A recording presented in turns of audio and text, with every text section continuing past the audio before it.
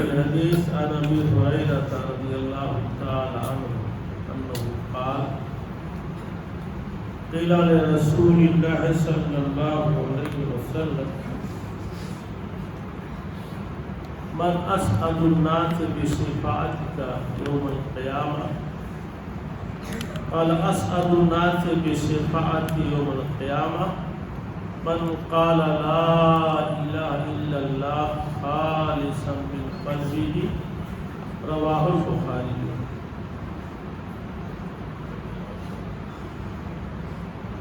کلمہ توحید لا الہ الا اللہ کے حوالے سے اس بات کی وضاحت کی گئی، کلمہ توحید کی 7 شرطیں ہیں، ان شرطوں کا پایا جانا ضروری ہے۔ اب اگر کوئی آدمی لا الہ الا اللہ کی تقاضوں کو پورا کرتا ہے تو سب سے پہلا فائدہ یہ ہے کہ اس کے اندر ثبات قدمی پیدا ہوتی ہے، ثابت قدمی، جرات، ہمت، بے خوفی، یہ لا الہ الا اللہ سے آتی ہے۔ اس کی کچھ مثالیں گزشتہ دروس میں پیش کی گئی۔ اس کے بعد سب سے بڑا فائدہ اخروی اعتبار سے یہ ہوتا ہے کہ ایسے خوش قسمت لوگ پیارے پیغمبر محمد عربی صلی اللہ علیہ وسلم کی شفاعت کے مستحق ہوتے ہیں۔ اگر صرف زبانی لا الہ الا اللہ ہے تو یہ نبی کی شفاعت کا حقدار نہیں ہوتا۔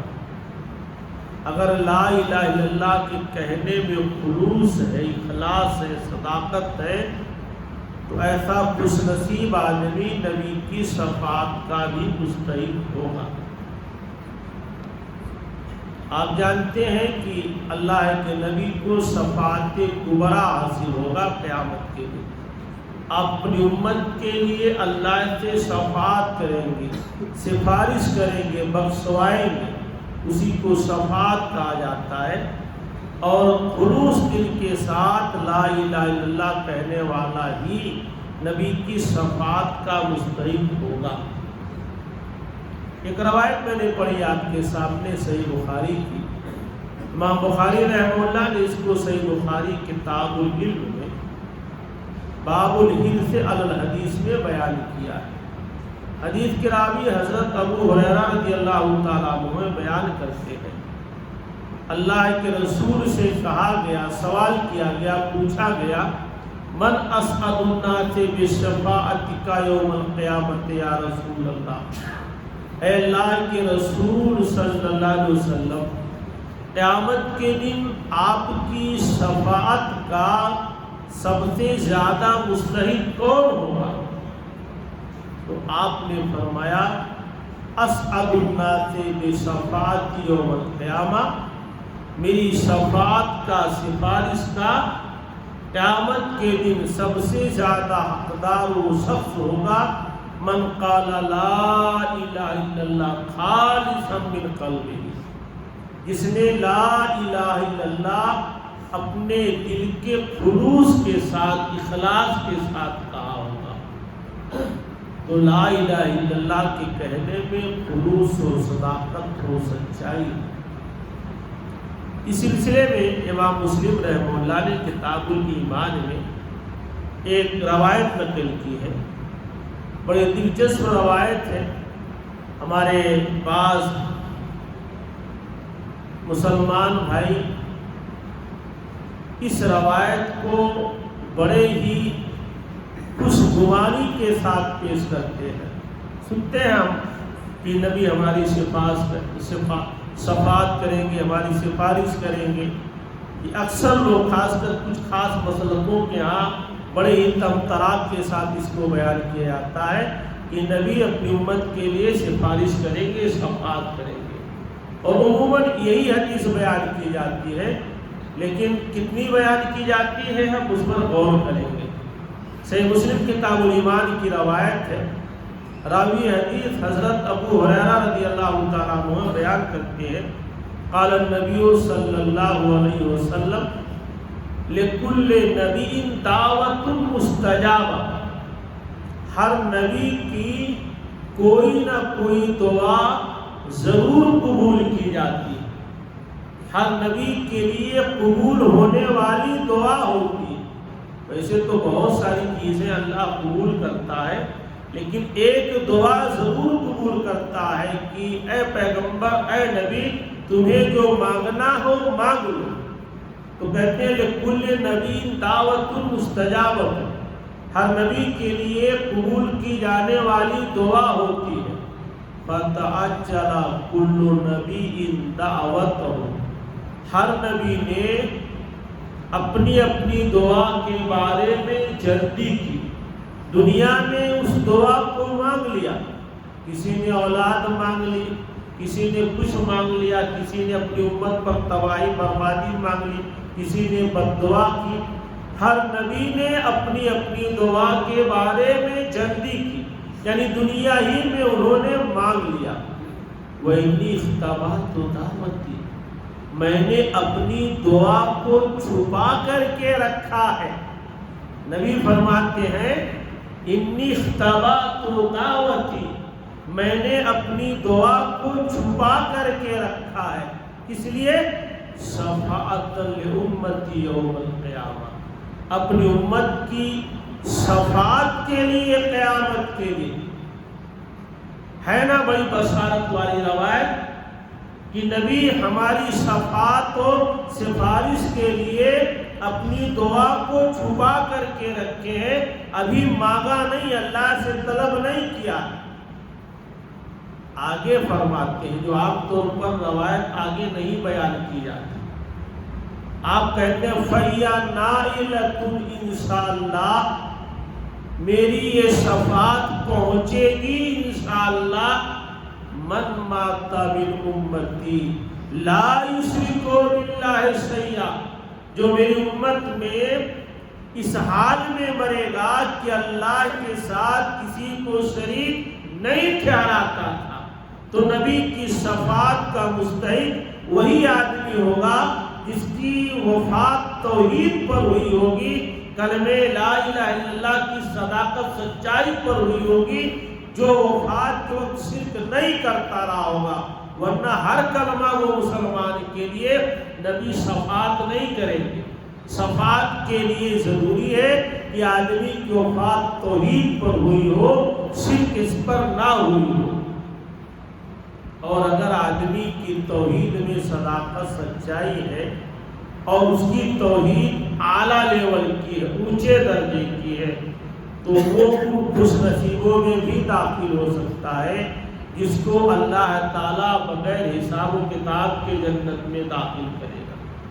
صحیح بخاری کتاب الطب کی ایک مشہور روایت ہے، حدیث کے راوی حضرت عبداللہ ابن عباس رضی اللہ تعالیٰ عنہما ہے، بیان کرتے ہیں کہ قال النبی صلی اللہ علیہ وسلم عرضت علی الامم، ایک مرتبہ نبی صحابہ سے بیان کرنے لگے کہ مجھ پر امتیں پیش کی گئی۔ اب اس کا تو مفہوم ہے خواب میں یا کہ معراج کے موقع پر، تو مجھ پر امتیں پیش کی گئی، آدم علیہ السلام سے لے کر کے حضرت عیسیٰ تک مجھ پر امتیں پیش کی گئی۔ فرأیت النبی ومعہ الروحین، تو میں نے نبی کو دیکھا، ان کے ساتھ تھوڑی سی جماعت کو دیکھا، والنبی ومعہ الرجل والرجلان، کچھ ایسے نبیوں کو دیکھا جن کے ساتھ ایک ہی دو امتی تھے، والنبی لیس معہ احد، کچھ ایسے نبی بھی دنیا میں رہے جن کے ساتھ ایک آدمی بھی نہیں کھڑا ہوا، جن کا ایک امتی بھی کوئی نہیں بنا۔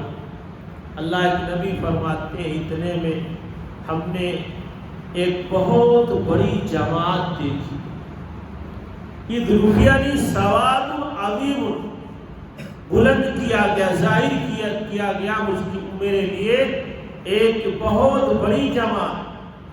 کہتے ہیں فظننت انہم امتی، مجھے خیال ہوا کہ شاید یہ میری امت کے لوگ ہیں۔ پھر مجھ سے کہا گیا ھذا موسیٰ و قوم، یہ موسیٰ اور ان کی قوم ہے، موسیٰ ان کے ماننے والے ہیں۔ مجھ سے کہا گیا لیکن انظر الی الافق، لیکن آپ اس کنارے کی طرف دیکھیے۔ نبی فرماتے ہیں کہ میں نے اس کنارے کی طرف دیکھا تو بہت بڑی جماعت تھی۔ پھر مجھ سے کہا گیا انظر الی الافق الآخر، دوسرے کنارے کی طرف دیکھیے۔ میں نے دوسرے کنارے کی طرف دیکھا، ادھر بھی بہت بڑی جماعت تھی۔ قیل، مجھ سے کہا گیا ھذہ امتک، یہی آپ کی امت، ومعهم 70,000 يدخلون الجنة بغیر حساب ولا عذاب۔ آپ کی اس امت میں ان کے ساتھ 70,000 ایسے لوگ ہیں جو بغیر حساب و کتاب کے جنت میں داخل ہیں۔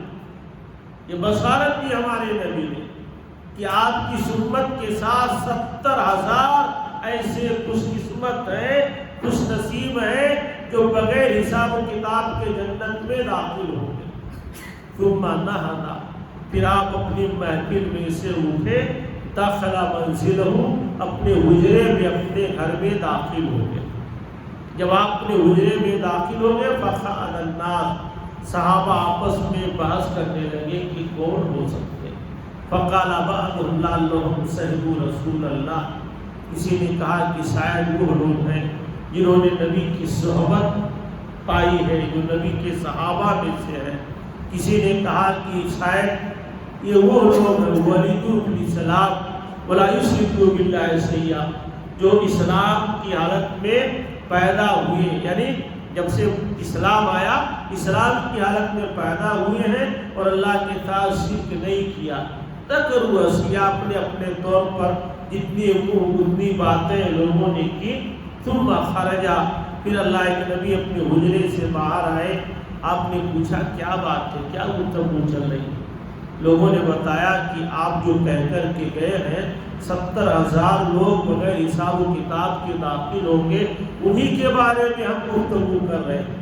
تو اللہ کے نبی نے فرمایا کہ وہ کون لوگ ہوں گے؟ آپ نے ان کی 4 صفتیں بیان کی، بعض نسخوں کے روایتوں کے اعتبار سے 5 صفتیں۔ پہلی صفت یہ کہ لا یرقون، وہ 70,000 لوگ جھاڑ پھونک نہیں کریں گے۔ لا یرقون، وہ دم نہیں کریں گے، جھاڑ پھونک نہیں کریں گے۔ ولا یسترقون، اور نہ کسی سے وہ جھاڑ پھونک کروائیں گے، نہ خود ہی جھاڑ پھونک کریں گے اور نہ ہی کسی سے جھاڑ پھونک کروائیں گے۔ جبکہ دم کرنا جائز اور درست ہے، دم کرنا جائز اور درست ہے۔ خود اللہ کے نبی بھی دم کرتے تھے، آپ سوتے وقت معوذتین پڑھتے تھے، آیت الکرسی پڑھتے تھے، اخلاص پڑھتے تھے، اس کے بعد پھکا کر کے پورے جسم میں آپ ملتے تھے۔ آخری ایام میں بھی آپ کرتے تھے۔ جب آپ کی کمزوری زیادہ بڑھ گئی تو عائشہ رضی اللہ تعالیٰ عنہا سے آپ نے دم کرایا۔ تو دم کرنا جائز و درست ہے، لیکن یہ اللہ والے نہ خود دم کریں گے نہ کسی سے دم کروائیں گے۔ ولا یتطیرون، اور نہ ہی بدشگونی لیں گے۔ بدشگونی لینا کیا ہے؟ اس زمانے میں عرب کے لوگ اس کو طیرہ کہتے ہیں، پرندہ اڑاتے تھے۔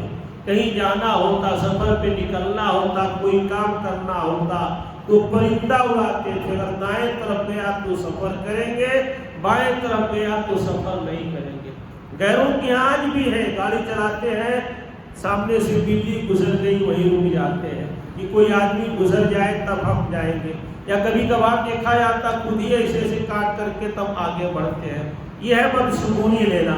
کبھی کبھی کچھ بدعقیدہ قسم کے لوگ ہوتے ہیں، دن بھر ڈپریشن کے شکار اوڑ پھوڑ بکتے ہیں، تو یہ کہتے ہیں کہ ہم نے پتہ نہیں آج صبح صبح کی شکل دیکھی تھی، جبکہ آدمی سب سے پہلے اپنے گھر والوں کی شکل دیکھتا ہے۔ ہوتا نہیں سماج میں کچھ چھوٹی برادری کے لوگ کچھ ایسے کہ ان کو کہہ دیا جاتا ہے کہ اتنی شکل سے کچھ نہیں ہوتا، تو گئے وہ لوگ بدشگونی نہیں لیتے۔ بس سکون ہی نہیں لیتے ہیں، ولا یقطعون، اس زمانے میں داغ کر علاج کیا جاتا تھا، داغ کر، اور داغنے سے بڑی تکلیف ہوتی تھی۔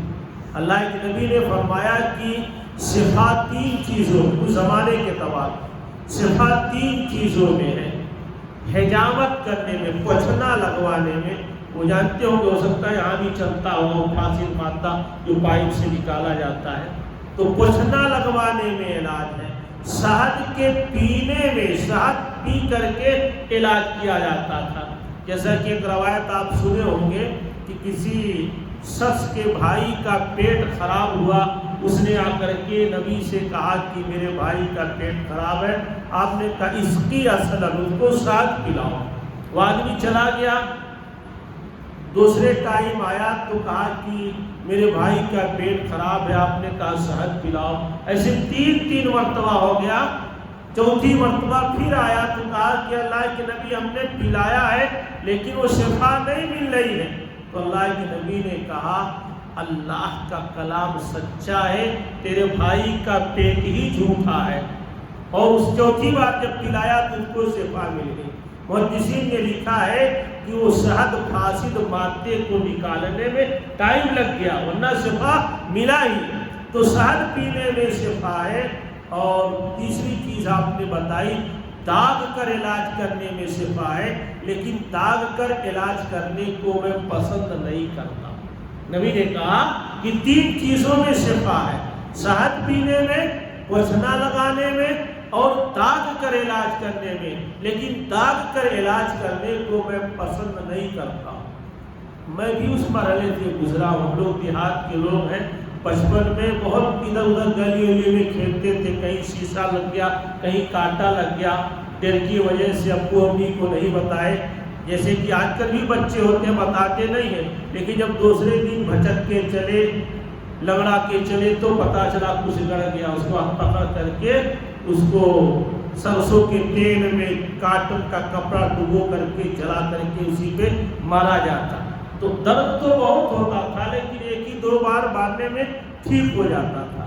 تو یہاں بتایا جا رہا حدیث میں ولا یقطعون، وہ داغ کر علاج بھی نہیں کرتے، وعلی ربہم یتوکلون، وہ اپنے رب پر مکمل طور سے بھروسہ کرتے۔ یہ توحید کی اعلیٰ قسم ہے کہ ساری چیزیں جائز اور درست ہونے کے باوجود ان ذرائع کو، اسباب کو نہیں اپناتے ہیں، صرف اور صرف اللہ پر بھروسہ کرتے ہیں، تو ایسے لوگ بغیر حساب و کتاب کے جنت میں داخل ہوں گے۔ سورۃ طلاق کی ایک آیت ہے کہ من یتوکل علی اللہ فہو حسبہ، جو آدمی اللہ پر بھروسہ کر لے اللہ اس کو کافی ہے، اللہ تمام مسائل و مشکلات اس کے دور کر دیتا ہے۔ اس لمبی روایت میں جو چیز بیان کی گئی وہ یہ ہے کہ یہ موحدین، توحید کے اعلیٰ درجے پر فائز ہونے والے، جن کا عقیدہ مضبوط، جن کی توحید مضبوط، جن کے لا الہ الا اللہ کے کہنے میں اخلاص ہے، یہ ان خوش نصیب لوگوں میں سے ہو سکتے ہیں جو جنت میں بغیر حساب و کتاب کے داخل ہو سکتے ہیں۔ تو یہ کلمہ توحید کا فائدہ کہ ثابت قدمی پیدا ہوتی ہے اور نبی کے صفات کے مستحق ہوتے ہیں اور بغیر حساب و کتاب کے جنت میں داخل ہوتے ہیں۔ اللہ تعالی ہم سب کو بھی خوش نصیب لوگوں میں سے بنائے، ہمارے توحید و عقیدہ کو الہ العالمین مضبوط رکھے، ہمیں ہر قسم کے شرک سے، ہر قسم کے شرک کی آمیزش اور ملاوٹ سے مکمل طور سے محفوظ رکھے، جب تک دنیا میں زندہ رکھے، ایمان اسلام پر زندہ رکھے، جب ہمارا خاتمہ ہوتے ایمان اسلام پر ہو۔ آمین۔ السلام علیکم ورحمۃ اللہ وبرکاتہ۔